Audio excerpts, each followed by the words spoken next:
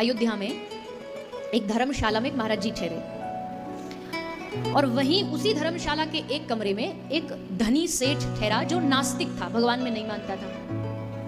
अब दोनों एक ही जगह आसपास रह रहे हैं, एक भक्ति का सेठ है और एक धन का सेठ है। वैसे दोनों का कोई मैच नहीं है, कहते कहो रहीम कैसे निभे केर बेर को संग। अब कैसे मैच नहीं हो रहा? बोले जब इस सेठ का सोने का समय होता तो महात्मा जी का जग के कीर्तन करने का समय होता, ये जब सोता तो महात्मा जी झांझ बजीरा लेके कीर्तन चालू कर देते। अब इसकी नींद खराब हो जाती, तो नाराज हो गया। बड़े सवेरे संत जन करते सीताराम, और इनकी सीताराम ने कर दी नींद हराम। बढ़िया हम चकाचक सोते थे, पर ये देखो झांझ बजीरा बजाते हैं। नाराज हो गए। महात्मा जी से क्या कर रहे हो तुम? बेटा हम भगवान का नाम स्मरण कर रहे हैं, तुम्हें भी करना चाहिए, तुम्हें भी। बोले खबरदार मुझे बुलाते हो, कोई भगवान भगवान नहीं होता, ये सब मन की भ्रम है, मन की कल्पना है।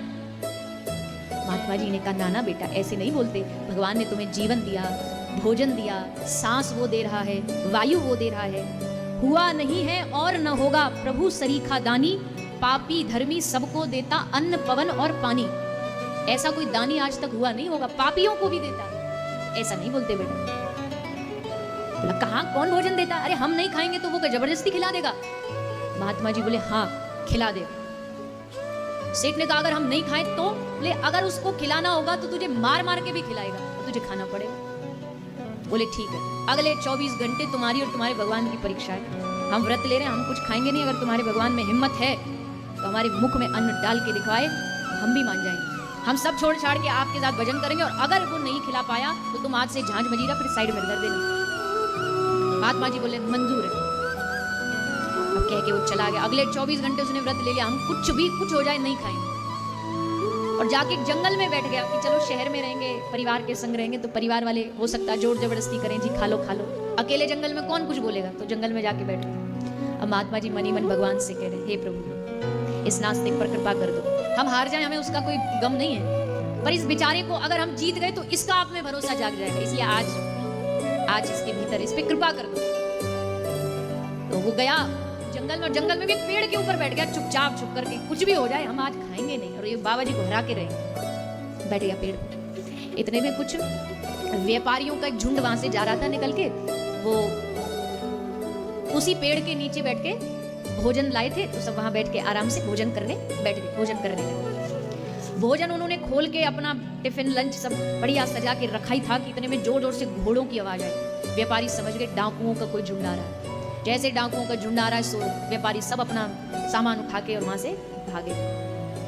अब डाकुओं का झुंड आके पेड़ के नीचे रुका, देखा अरे 56 भोग लगे हुए हैं, बढ़िया भोजन सजा हुआ है, चलो खा लेते हैं। चोरों का सरदार बोला, डाकुओं का सरदार खबरदार हाथ लगाया तो क्या पता ये कुछ जाल हो, हमारे लिए जाल बिछाया गया हो, क्या पता इस भोजन में जहर मिला हो, और क्या पता जहर मिलाने वाला भी यहीं कहीं छुपा हो। अब वो पेड़ में से सब कहानी देख रहा था, उसे पता था कि सब कहानी चल रही हो ऐसे चल। सरदार बोला ढूंढो जिसने इसमें जहर मिलाया हो, अब और जैसे मिले तो पकड़ के मार डालो। अब मारने की जैसे बात आई, डरा हिला डुला, पत्ते हिले, बोले महाराज मिल गया।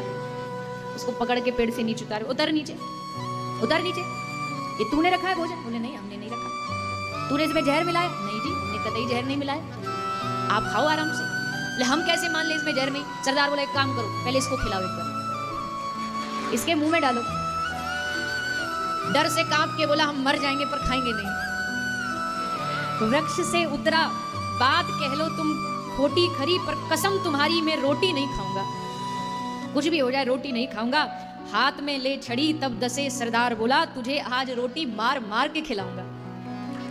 आज रोटी तो तुझको खानी पड़ेगी, तभी तो हम सब खा पाएंगे, पहले पता चले जबरदस्ती लेकर के। अब मरता क्या नहीं करता, बड़ा शर्त वर्त बाद में देख लेंगे, गोली खाने से तो बचे, इससे बढ़िया रोटी खा लें।